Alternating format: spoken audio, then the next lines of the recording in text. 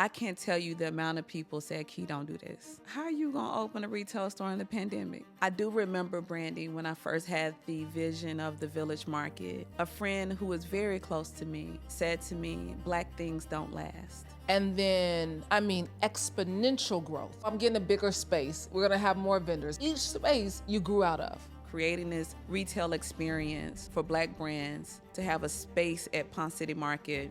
I fail an entrepreneur if the only thing that they ever received from the Village was sales. I also had a job to do to tell people that it's time for us to start examining our mindset. I am intentional with even how I daydream now. I am challenging myself to not dream from a place of fear that this can't be. Oh, Doc.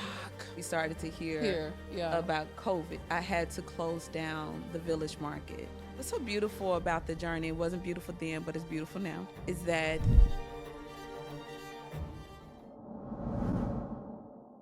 welcome to Vault Empowers Talk. So we don't just scratch the surface, we dive deep into the lives of some of the world's most influential change makers. I'm your host, Brandi Harvey.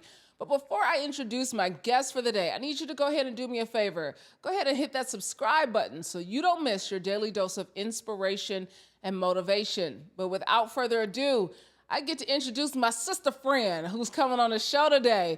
Dr. Lakeisha Hallmon is the visionary and founder of the Village Market. Since 2016, Dr. Key has served thousands of businesses and generated over $8 million of direct sales to Black-owned businesses. From a pilot study inside a coffee shop, Dr. Key has expanded the Village to a curated collection of premier Black businesses inside the Village Retail located in Ponce City Market, one of the highest trafficked retail spaces in the city. Dr. Key has founded Our Village United, an organization that provides businesses with technical assistance, grant dollars, mentorship, and more. To date, Our Village United has deployed over $803,000 in grants to small businesses. With her commitment to the community, Dr. Key was appointed to the 61st Mayor of Atlanta transition team to serve on the Ethics and Procurement Committee for the City of Atlanta. Dr. Key has been featured in Forbes, Essence Magazine, Black Enterprise, CNN, The Today Show, Atlanta Business Chronicle,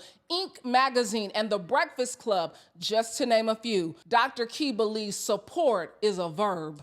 Vault Empowers Talks welcome educator, entrepreneur, community builder, disruptor, and the culture keeper, Dr. Lakeisha Hallmon, to the show. I'm taking you everywhere with me. What an introduction. But listen, I get to introduce my friend. Absolutely. We were catching up off camera. This was not, this is not by happenstance. This is like been divinely ordained for such a time as this. Listen, 2016, you and I met. You sent me an email. I can't wait to tell my side of this story. Go ahead. No, I'm ready for yours. Dr. Key sends me an email to participate in what would become the Village Market. This was the pilot study. This is at the Urban Grind Coffee Shop on Marietta in Atlanta, Black-owned coffee shop. The only thing that she required was that you purchase something from the coffee shop to come in. Yes, I had the vision for Village Market in 2015. It wasn't the Village Market then. The only thing that I heard from God was village. Yeah. And it takes a village. I was, like you, an educator for years. And so in the Mississippi Delta. Yeah. Shout out to Marks, Mississippi, where my grandmama from, where my dad is from. Those are some of the best years of my life. But when I got the vision to create what will become the Village Market, my first vision, Brandi, was a gathering. Yeah. A gathering of truth-telling people, experts like yourself, powerful orators like you, to come to the coffee shop to share what I see as the good news. Yeah. And if you remember in that email, I just wanted you all to be pure. Yeah. Tell the truth as you know it. Yeah. And don't hold anything back. Yeah. Because that was my vision to advance our community, that we must gather and we must operate in a space of truth-telling. And so many years past that point, I still believe in that vision that I had in 2015. Yeah. That the epicenter for Blackness is in our gathering. Yeah. And how we gather. I mean, I will say this. I don't remember the questions that I asked you in this email. You said I asked you a whole lot of questions in this email. So most people ask 2 questions. Brandi asked about 20 questions. What are you doing? What is this for? What time? What's the purpose? Who are you? And I can't remember who introduced Brandi and I, who even put you on my radar. I don't even remember. But I think that is that divine intentionality, right? Yeah. So I remember getting your email. Who gave me your email? I have no idea. Yeah. But I sent and I will share this, you were the only person I didn't know who I invited. So everyone else was a text. Yeah. But I had to get your email, do this whole formal thing, and describe this vision to you. Yeah. Of really telling you. Yeah. And you're leading the foundation. Why I need you to come to a coffee shop. Yeah. And why I need you to be in this space of what was called It Takes a Village. Yeah. And you showed up and you did exactly what Brandi Harvey does. You delivered. And if you remember, Brandi, Cassandra's Coffee Shop, Urban Grind, still open to this day. Yeah. But it was no room. No, standing room only, wall to wall, packed out. People standing outside of the door, and they're holding the door so people outside can hear. Yeah. That to me was a testament of why we must gather. Man, I remember like getting the email. So I'm like, this is a Sunday. It was on an Easter Sunday too. It was. It was on an Easter Sunday. I said, now what these black people is doing something on Easter? Oh, they not got nothing to do on Resurrection Sunday. And then I was like, but here I was. Mm-hmm. And I showed up, and I mean, that was the beginning of our friendship. And I was like, I fell in love with you because you are so genuine. Everything that you say you are going to do, you do it. But you have such a deep level of intention for excellence. And that is what I latched on to you about, because you perform and operate in excellence. And that was the thing, like, oh, I want to be friends with her. Cause she on my vibe. Yeah. Cause she is excellent. Yeah. I appreciate that so much. It is very humbling to be seen. Yeah. And the excellence that you saw in me is the excellence that Black people deserve. Yes. And so yes, even if it was the beginning of pilot study at a coffee shop, even that had to be delivered in excellence. Yes. You have to, and we have to be so intentional that we transform the way that people see the way that we gather. Yeah. And that's getting people to dress up, to come to the coffee shop. And people were proud to buy from Cassandra. Yes. Do you remember that? Yes. Like everyone, what you had to do to get this information was to also sow a seed into this Black woman's business. Yeah. And everyone did it. Happily. Which, I mean, you take this pilot study and then you create the Village Market in 2016. I was a part of the Village Market. What people don't know, my sister Carly and I had a popcorn business. The best popcorn. Okay, go ahead. It was. I still get stopped to this day. Like, are y'all bringing Twin Pop back? And we started In Effect Fitness, where you invited me, another thriving Black business here in Atlanta. Dooley, shout out to Dooley. You invited me to come work out. You said you would like this workout. And so we started working out together. Mm-hmm. We started training together. And then I start Twin Pop, and I'm in the Village Market. Absolutely. And if you remember, I remember making the announcement that just about a show of hands of the people that were at the coffee shop, that if I create this thing where you can actually come out and you can shop, by a show of hands who will participate. And I still can see the hands that went up. Yeah. Within 3 months, I launched the first Village Market event. And I did so for people like you. At that time, you didn't have Twin Pops. No. But there were people in that room that had businesses that simply needed a space. Yeah. A space that was for them, a space that's intentional, and also a space that told the community, in this space, we do something. Yeah. We don't come, just take a lot of pictures, take your pictures, take them. But we also buy, we support, and we do so with joy in our hearts. Yeah. Yeah. And that was the beginning of everything. Yeah. And it's always a domino effect with how the vision, if you do the first thing. Yeah. And scripture says that if you do well over the first thing, then God is able to bless you and give you dominion and more. Yeah. My job was not to bypass the coffee shop. Yeah. My job was not to bypass every single person in that room and express gratitude that they showed up. Yeah. My job was not to make sure to just use Cassandra's space, but to be in space with Cassandra. That the community knew that in order to be here, you must sow a seed into her. Yeah. But that's the level of consciousness that you have brought to buying Black, hiring Black, referring Black. Everything about you is like, we can find everything in our community. We can. Everything is here for us. It is. Everything is here for us. And that should be our first thought. Yeah. We were a people, and I do believe that we're in a very special renaissance. We were a people that it was not the second, third, or fourth thought. Well, who were going to teach our children. Yeah. Yeah. Who was going to cook our food. Yeah. Who was going to press our Yeah. clothes. Yeah. Who was going to give us a ride before Uber. Because in the country, that's catching a ride. Yeah. We always thought of people who looked like us. Yeah. And more, who we think about and who we consider in excellence and quality, we began to see less of ourselves in those spaces. My job, my charge is that when we close our eyes, we see each other. Yeah. And that we're motivated by what we see. Yeah. Motivated by what we see.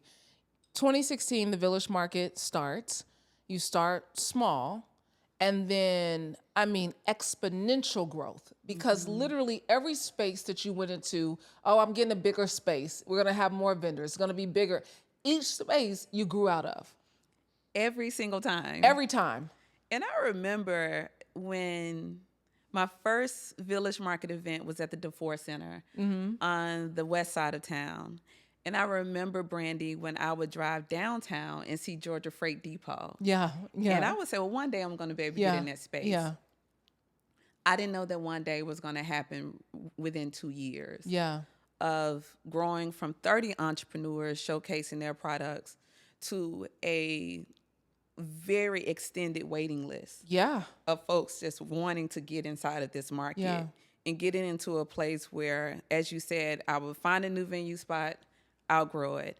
Find another venue spot, outgrow it. And I think that's what happens when you supply need to community. Yeah. And when you do so where it feels different. Yeah. For me, entrepreneurs were never vendors. Entrepreneurs were always entrepreneurs. Yeah. And I think even in the way that we name each other is powerful. And so even if for the entrepreneurs who were just starting and could have started out as a side hustle, but what I was speaking into the existence of what that side hustle could become. And so you are an entrepreneur in this space. And here's the deal, Dr. Key, because, and this is for our audience, when I talk about excellence from the very beginning, uniform tablecloths, there were meetings, this was application process. This was not just show up however. You had to have card, you had to accept every form of payment. There could not be, we only take cash or we don't do cards. You had to be able to prove that before you even touched that floor.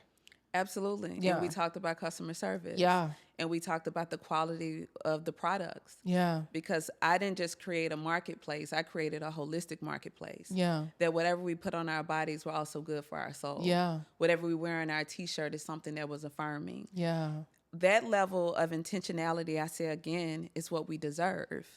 It wasn't a place where you can just come anytime. You know that we had a strict time. Time, loading, and everything. If you are not, you will not be presenting today. We thank you. We thank you. And listen, we got a lot of pushback for that. Oh, listen, you know us. Yes, you know we gonna push back on some rules. Absolutely, a lot of rules, a lot of structure. We got scathing emails when we meant the time for arrival. Yeah. And we also put in place, in the case of something were to happen, a communication channel. Yeah. If you didn't follow that, you couldn't participate. And that level of rigor and structure was very hard for people in the beginning, and I had empathy for that. But in order for us to be all that we're meant to be, there has to be a bar of excellence. Yeah. And having the willingness to meet people where they are is important. But also having the willingness to tell people, in order to go with me, this is what it takes.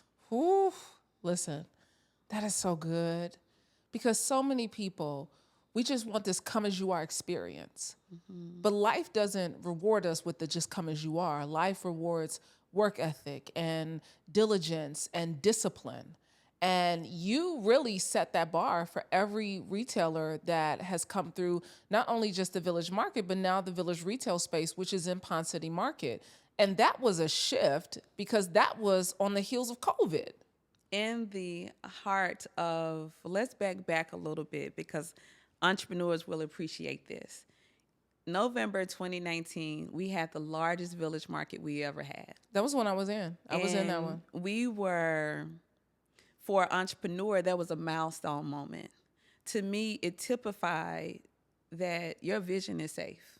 Yeah. That you have every single thing that you need. The nights that I worried about how I was going to fund the Village Market, because that excellence came with the price. And I bootstrapped the Village Market. Yeah. But to have beautiful signage, I used my check from the Georgia Department of Education to pay for those things. Yeah.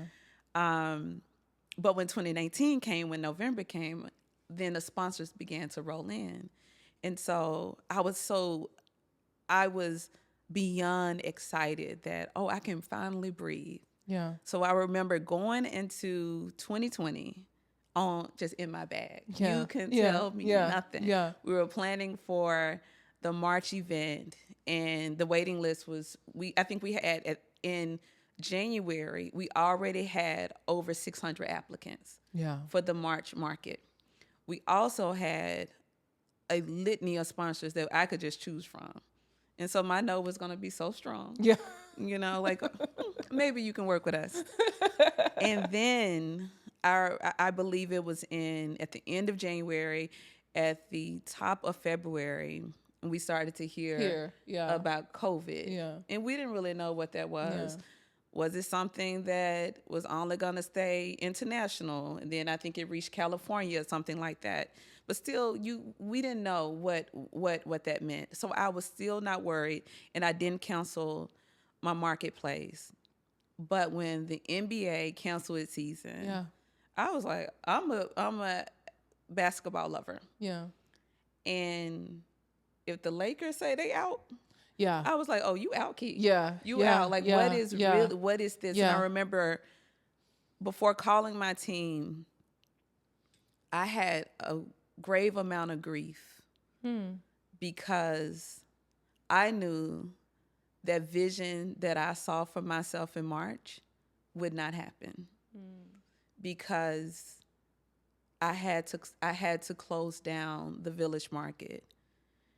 And I didn't want to speak to my team in a space of grief, but I had to mourn that.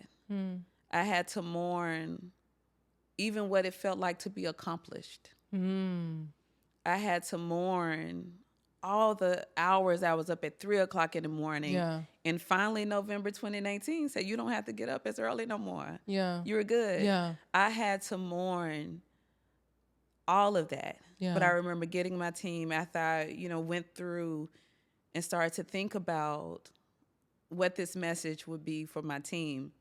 When I got them on a call, I shared with them that we had to pivot and that what we imagined for the Village Market spring event, we would now have to go digital.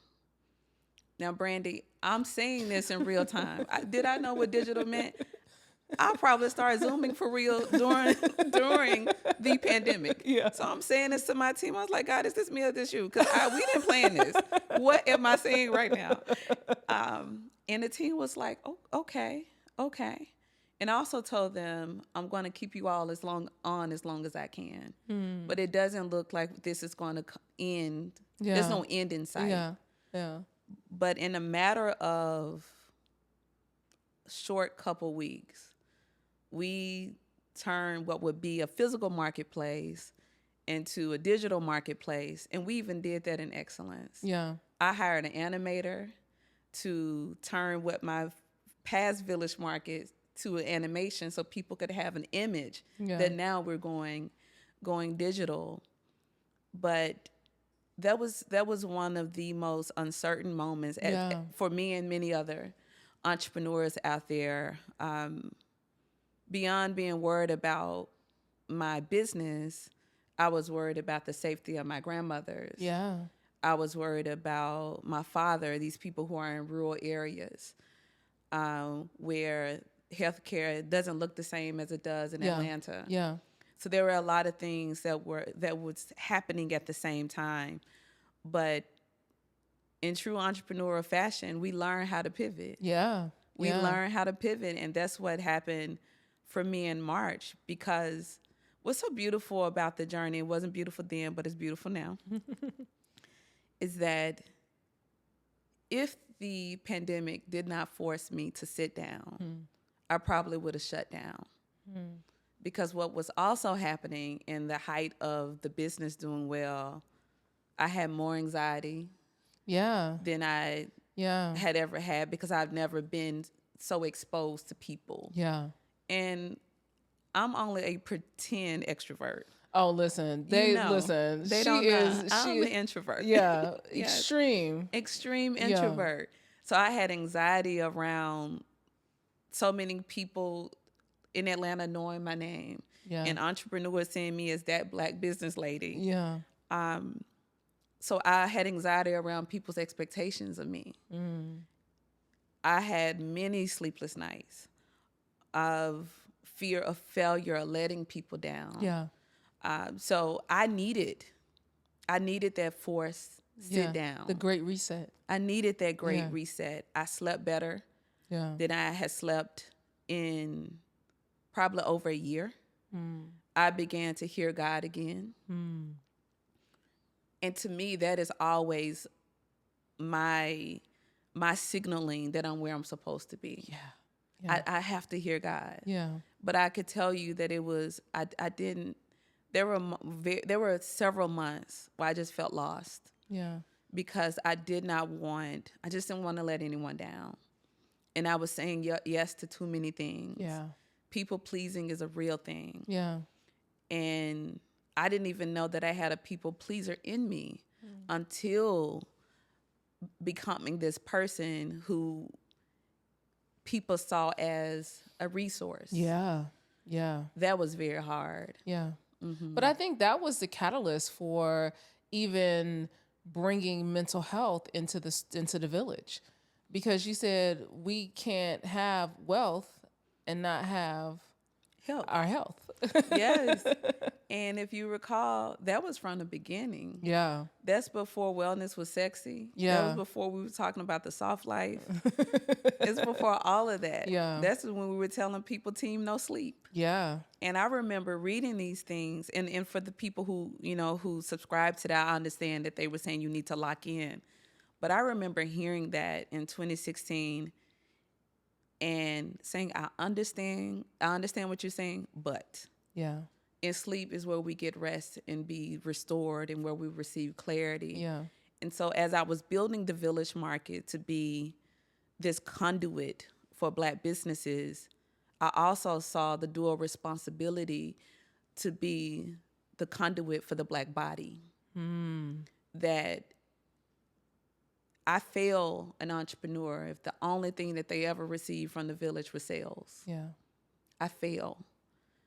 I knew that I also had a job to do to tell people that it's time for us to start examining our mindset.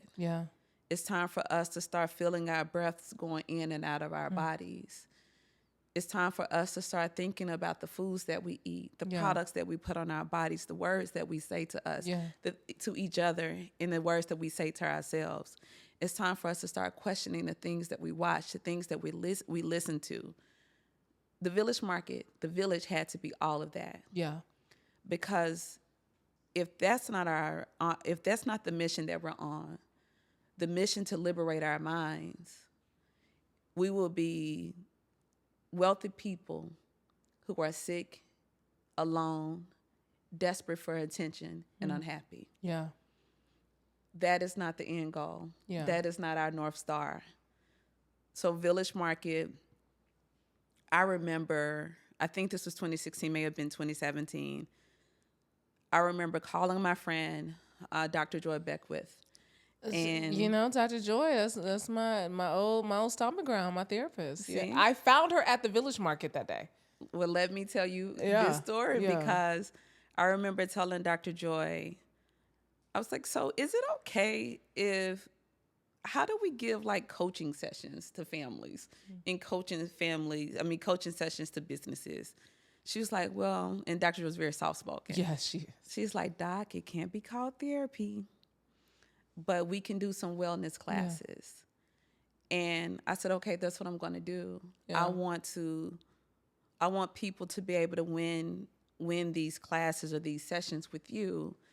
And I remember calling Dooley and Sean over at Vibe Ride. I was like, I want to, whatever I need to do, if it's buying memberships, if it's buying classes to Vibe Ride, I really want people to understand that what we're really focused on here is liberation of our souls. Yeah. And getting our minds back. Yeah. Because if we take care of the body, then everything flows from that. Yeah. Yeah. That was, even in that shifting of the narrative, even requiring the food at Village Market to be plant-based. To be plant-based, yeah. And challenging the entrepreneurs that plant-based means to use plants. With love. So even be limited in the meat replacers that you choose. Yeah. Let's have a palate experience. I know in many ways I was ahead of my time. But I know that when you're ahead of your time, you're right on time for when the moment comes. Yeah, absolutely. And so I've been on this journey of wanting entrepreneurs to be able to create legacy, for Black people to achieve economic liberation. But the true journey that I'm on, Brandi, is for us to be liberated internally. Yeah. That is the only way that you can see me and I can see you. Yeah. And only through us seeing each other will we be able to thrive together in a place that's actually safe. Yeah. I mean, you talk about being prepared for the moment, and you get the opportunity to move into Ponce City Market, take this village. And you said in one of your interviews that I don't think Ponce City Market knew what they were really inviting into that space. Absolutely. Either you're going to go big or don't go. Yeah. So when the opportunity came for the Village Retail, this actually happened after what I call my great rest. This is during the pandemic when I'm on the longest bike rides, on my hikes. She meet me at Home Depot to help me buy plants. Yes, Brandi and I planting plants. And for folks to know, that's my happy space. It is. On my bikes, on hikes, sitting out at the Chattahoochee, helping my friends plant their plants, talking about plants. Yeah. But through that, I began to start seeing what's next for me. And I began to ask myself some questions. I began to ask myself questions about how can you really move the needle for entrepreneurs? Is it doing something quarterly? Is it doing something daily? And how do you get in a position where you can start getting grant dollars to entrepreneurs? Yeah. Because that's the game changer. Yeah. We know the inequities around funding. So maybe in June, maybe May, and keep in mind the Village Market is supposed to be in March. So I want to paint this short picture that I had. I had the vision for the Village Retail, and I had the vision for Our Village United. And I began to build the two side by side. So from the point of vision for the Village Retail, of creating this retail experience for Black brands to have a space at Ponce City Market,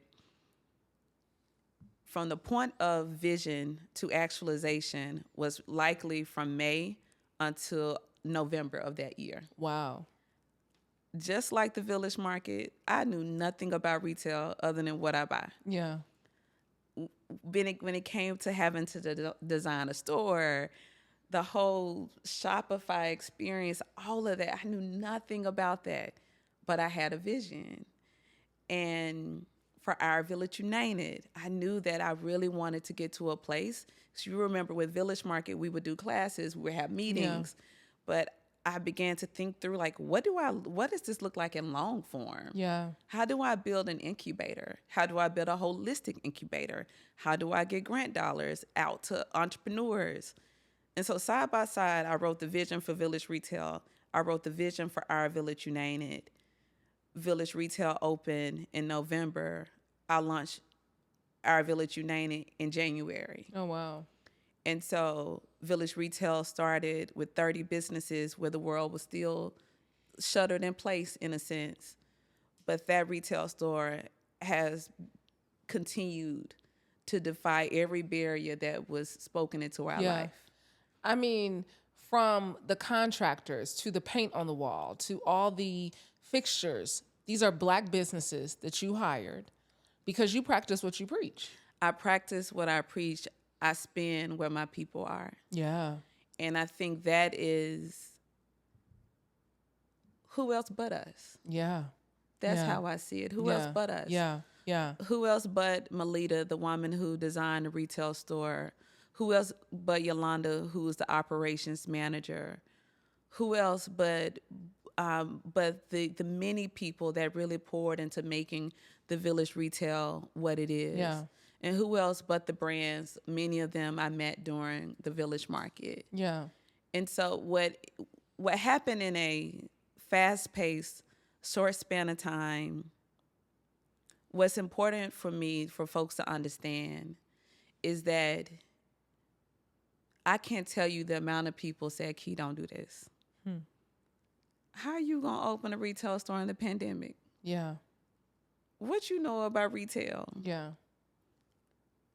I took that feedback, and I remember thanking people for their safety of me, rather than saying, oh, they don't believe in me. Wow. Thank you for, Bell Hooks talk about a lot of our fears come from a place of just wanting each other to be safe. Mm-hmm. So rather than me choosing to say that people are limiting or striving to limit my vision for myself, I just said, thank you. And I built anyway. Yeah.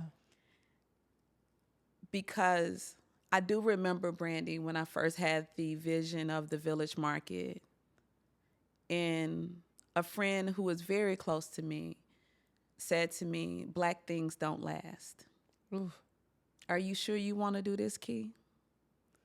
And anytime I come against something that is hard, I remember that feedback and I see where I am. That has been a guiding push in my back, because often if we don't receive the claps that we feel, or that first phone call, people not as enthused as we want them to be, we have to safeguard ourselves to not allow that to sidetrack the vision. So Brandi, maybe one or two people said, do this retail thing. But I didn't need the one or two. Yeah. I just needed God in myself. Yeah.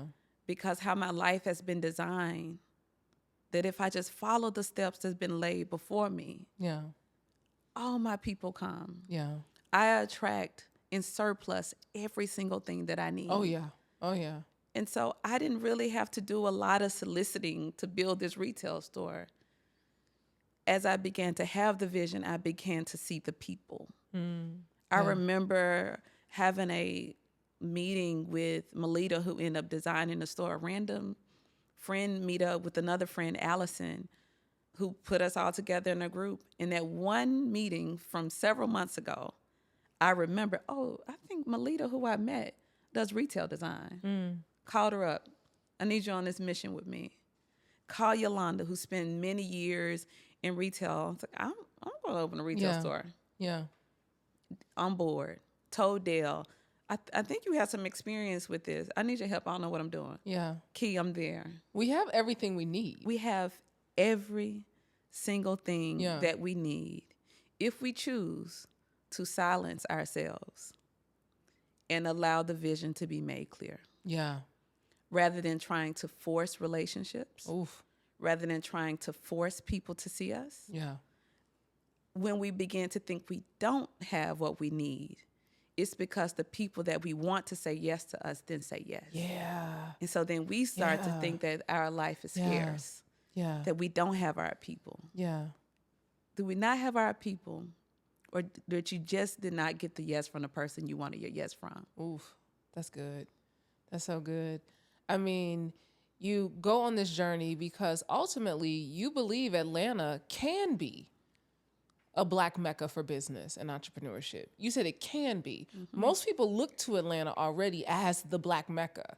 And you're like, well, Black businesses aren't doing as well as we think they are, compared to our white and Latino counterparts. Yes. The reason why I put an emphasis on can, if we say is, we may believe that we must stop working, that we must stop fighting.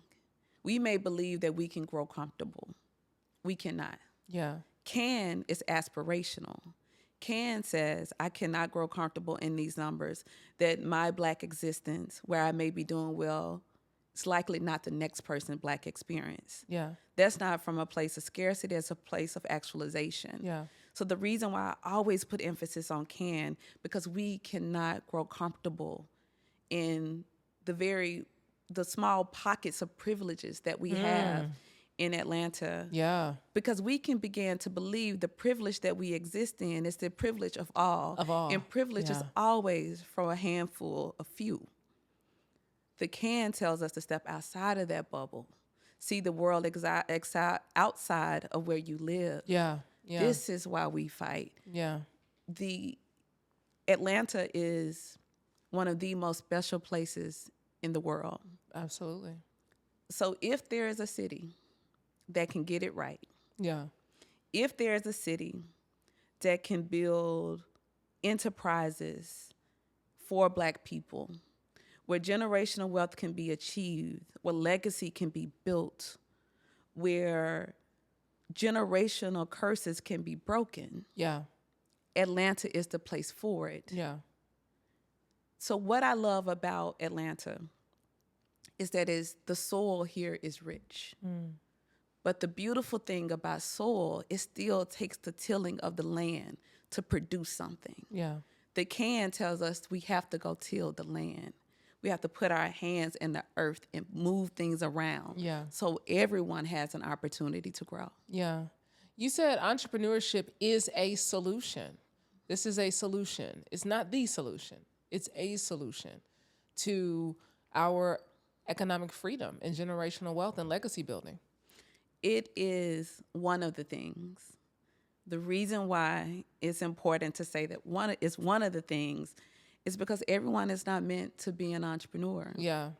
Say it louder for the people in the back, because, social media, Dr. Key, it got everybody wanting to be a boss. Everybody a boss. Everybody is I got a business. I do taxes on the side, and I shoot content, Or I'm a small business coach, consultant. All love, a little bit of shade, but more love than anything. Entrepreneurship is simply not for everyone, and that's okay. Yeah, yeah. I think that's the piece that's missing. Yeah. And it's okay. Yeah. Because the goal in life is to find purpose and happiness wherever you reside. Yeah. If you work in corporate America, I want you to be purposeful in corporate America. Yeah. I want you to be happy. I want you to find peace in corporate America. If you are yet figuring it out, even in your state of figure it out, what I'm hoping that you are asking yourself, what is the purpose of my life? What feels edifying to my soul? Yeah. Those are the guided questions. If it is entrepreneurship, you should still be asking yourself those questions. I believe in the village model. That's no surprise to anybody. Yeah. But in the village model, what you need is a lot of gifted people in their lane, doing their lane well. Yeah. If everybody's lane was entrepreneurship, what about everything else? Yeah. Yeah. What about the people who decide to go on this journey to be on this mission with us in our businesses? Yeah. what about those people? So to write this narrative that entrepreneurship is the end of all things, it's the destination where we should be. I think it is quite neglectful of all these incredible people who are serving other places very well. Our job is to transform the energy in the rooms that we are in. We are here to be transformers. Yeah. So wherever you are, whatever you do, whatever lane that you're in, the question you should ask yourself, am I transforming the space? Yeah. Yeah. Not if I'm building a business. Yeah. Yeah. I mean, but this has been the basis of your life, Dr. Key. You know, you started this with clarity, with work ethic and intention. And you said those are the basis of the things that fuel your life. Your clarity, your work ethic, and your intention. And so in this season of what you've been able to create, what are you being intentional about right now? Because we've seen the Village Retail, we've seen the Village Fund at work. And so what are you being intentional about right now? I am intentional and deliberate in my every single day. Oh, yeah. So when you say, you know, what are you doing in this moment or in your life to be intentional? To me, this is not just a conversation with you. I'm not just sitting down with my friend.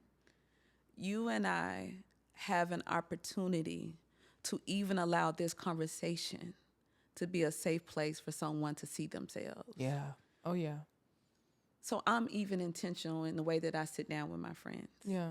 You know, Carly calls you the Black Monk. Thank you, Carly. I'll take it. But Brandi, I'm also in a place in my life where I am doing a great deal of stillness. I spend almost when the weather is nice, I go on these long walks and I have my headphones because I'm an introvert and I'm hoping people don't talk to me. Y'all can say hey if you like to. But I have my headphones on and nothing is on. Yeah. Wow. Yeah, nothing is on. I am allowing myself to just be. Yeah. And I've been reading a lot. I've been reading a lot about history, but I've also been tapping into Black futurism. Because we're in a time now that our roots will keep us anchored. Yeah. And that's the ancestors who have done the work for us. But it's also a time to start imagining what Black future is. Yeah. And how we're going to be in that space. Yeah. So I am intentional with even how I daydream now. I am challenging myself to not dream from a place of fear that this can't be. Oh, Doc. Let me tell you how we just always we on the wave. We on the same wave. Wi-Fi on. You know, because that's it. I just finished Sheila Johnson's book. It was amazing. Amazing. It was amazing. My biggest takeaway was dream bigger. Dream bigger. Because she said, I wanted to integrate spaces that we weren't in. So let me go be the first Black woman on a PGA golf tour location. Yeah. Let me go do it. Let me go bring luxury. Let me bring that experience. And I told my team this yesterday, like, that dreaming bigger, like in ways like, I mean, my sights are just like, God is like, it is so infinite. It is like, it has no limit. It has no limit. And that's where I know you are in. I know you're in it. Yeah. And what I long for us is that we can all just allow ourselves to get into that headspace. Yeah. I know that reality pulls us back down. Yeah. But if we can allow ourselves, so what I'm intentional about now is being able to allow my mind to orbit. Yeah. To somewhere else. Yeah. And to start to make sure that my dreams are vast and expansive. And asking myself, if you were to experience this, would you be afraid? Would you be afraid of this existence of how you feel? Because that is a space of worthiness. Yeah. And so doing the work of worthiness, that is also a work that we must do as a people. Yeah. That we can be deserving to feel good. Yeah. That we can be deserving to have things in this lifetime, that there's no but, there's an and. Yeah. There's no one day I could, or right now I'm in it. Yeah. Yeah. And I'm going to bring somebody else yeah. with me. Yeah. And so I am just I'm so grateful to be alive. Yeah. To be able to have the experiences that I've been having. But I really know that this space that I'm in my life now, this turning of this page, I'm on my spiritual journey. Yeah. And I love the way that I'm being met by God. Ooh. Ooh. I love how I'm being met by God. I love the way that I'm being met by God. In just this walk of, I see all that is happening around us. Yeah. And it can be quite unsettling times. Yeah. And I think we also have to recognize how unsettling these times can be. And we must stay intentional and deliberate with how we work together. But I also want us to make sure that we're spending time imagining something different for ourselves. Yeah. Yeah. And more importantly, knowing that if we serve this time now the way that we should, it is actually possible. Mm-hmm. Yeah. What are you reading right now? Because we've always talked books. We know each other's we got bookshelves. We got a lot of books. Mm-hmm. So what are you reading right now? I've been reading a lot of historical texts. You know, I'm typically reading well-being books, but now I've been reading a lot of historical texts. I would tell you one of the most transformative reads was The Life of King. I hope my title is correct. But it is a biography of Dr. Martin Luther King's life. It is amazing. Wow. It is one of now it's about this thick. Yeah. So it's baby Bible. But it is worth every single word. Yeah. The reason why this book has been so special to me is to see the humanity in Dr. King. Mm-hmm. We see the prolific figure. Yeah. The man that dared to, I have a dream. Yeah. And to pronounce this on a global stage. Yeah. But in the book, what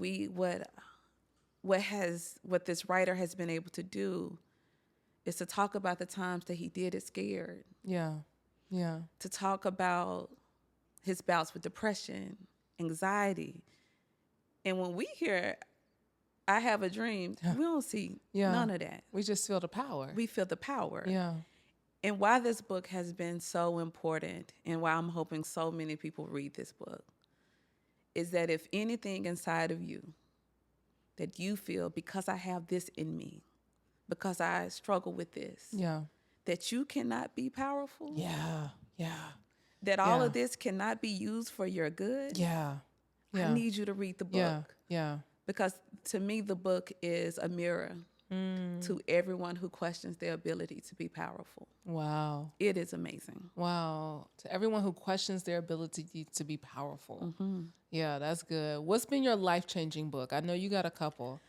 What's been one of the books that changed your life? Life-changing book. Oh, it's been so many. I know. This is a teacher. We're having a teacher moment right now. This is the teachers coming out. Yeah. I don't have a singular book, but I do have I just have a library of books that mean a different thing. But I would tell you, when I was growing up in Mississippi, and it's probably not surprising, I was a little different. I can only imagine you as a young Dr. Key, right? Because she was always old Dr. Key, but in a young body. Yeah. So I remember when I first read "I Know Why the Caged Bird Sings." Maya Angelou. Mm-hmm. I remember when I started first reading books by Iyanla Vanzant. The first one, I believe, was Yesterday I Cried. I remember when I first started reading Toni Morrison's books. I remember when I first was introduced to James Baldwin. I remember when my hands would lay across the pages of Nikki Giovanni's poems. and authors like Bernice McFadden.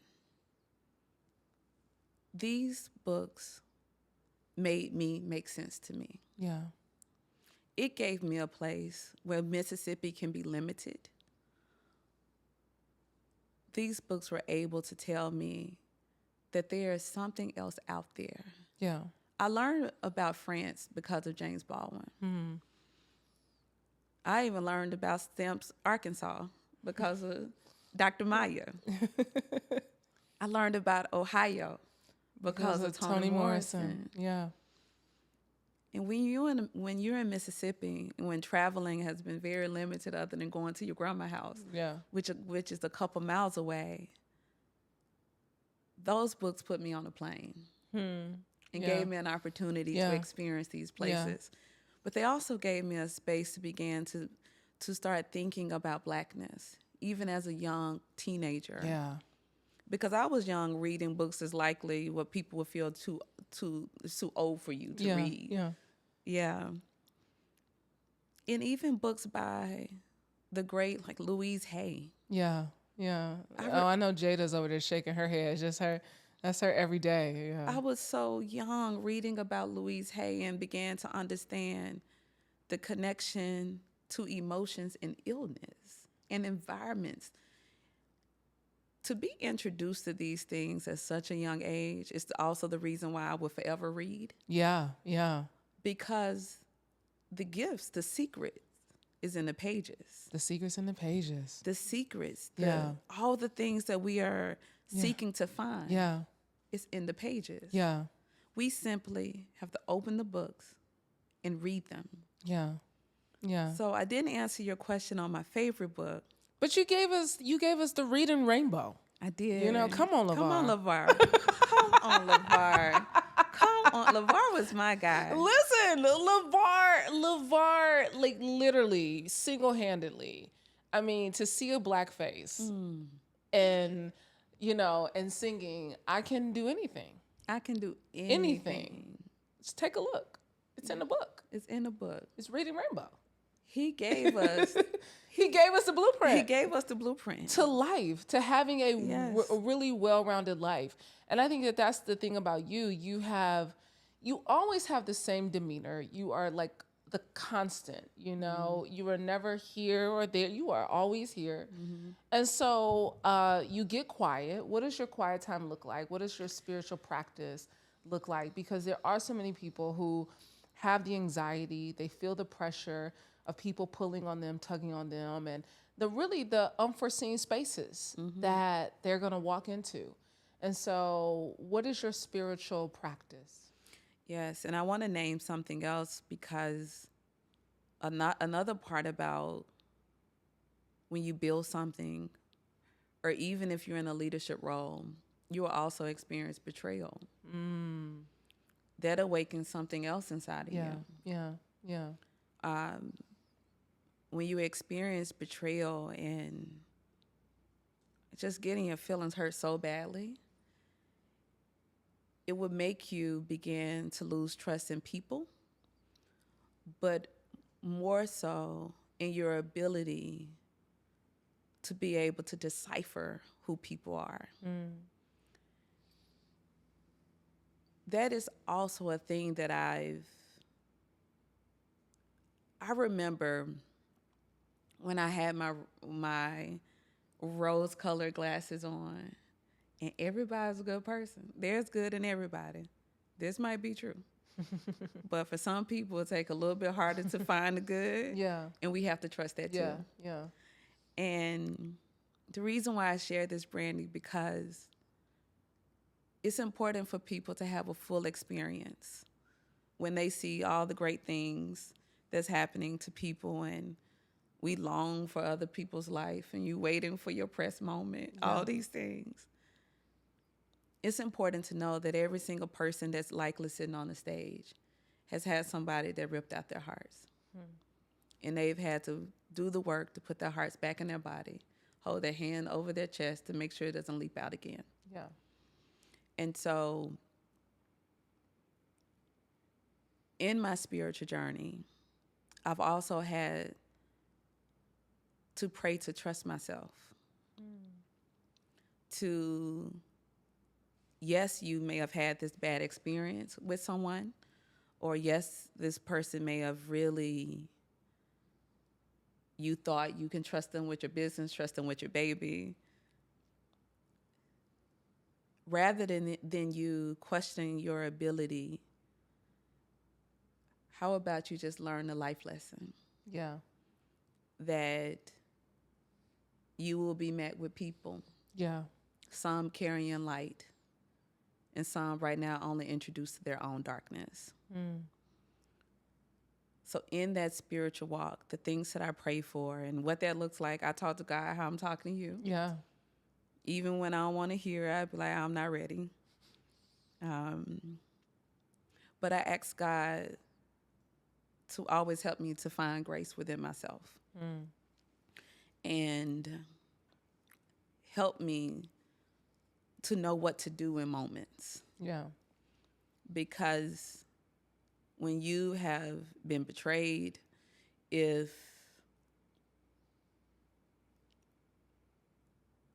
in some ways it would make you want to just say forget it. Yeah. I'm gonna go on my little island Yeah. with my trees and I'm gonna deal with myself and my trees. Yeah. But that's not the work and that's not life. Yeah. So what I pray for is the space to heal, the space to learn the lesson, Yeah. and the space to still give someone else new an opportunity to come to me with their newness rather than me putting my experience on them. Oh, yeah. I had that in the interview before you. Yeah, I did. Like I can't put my experience on you. I could only welcome yours as to what it is in the journey, and Because that's what we want. And that's it. And be okay with that. And be okay with that. So as we close out this interview, Dr. Key, one word you are committed to in this season of your life. The word that I am committed to in this season of my life, in every season that God allows me to have, is intentionality. Yeah. Yeah. Why?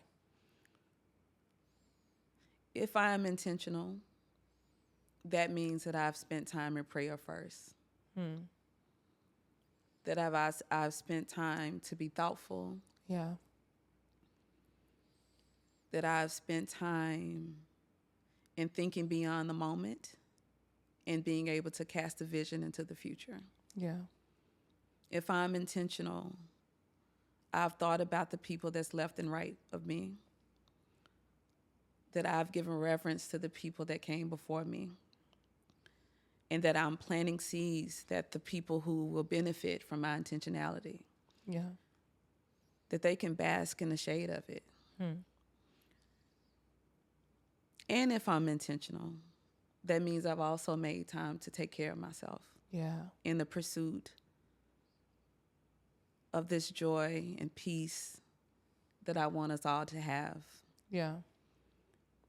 That I've cared about myself every single day. That I prayed. That I trust the steps that I'm in path of. That I pray for other people. Yeah. That I know that whatever I experience in life, someone else could be having Yeah. a complete opposite experience. So be thankful. Yeah. But intentionality, the reason why that word is so important, because being intentional requires you to be reflective. And it requires you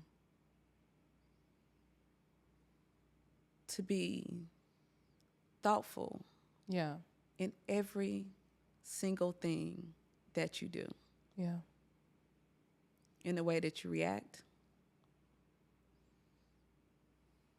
It makes you think through your programming and desiring to be reprogrammed. Yeah. It forces you to hold the mirror up to yourself.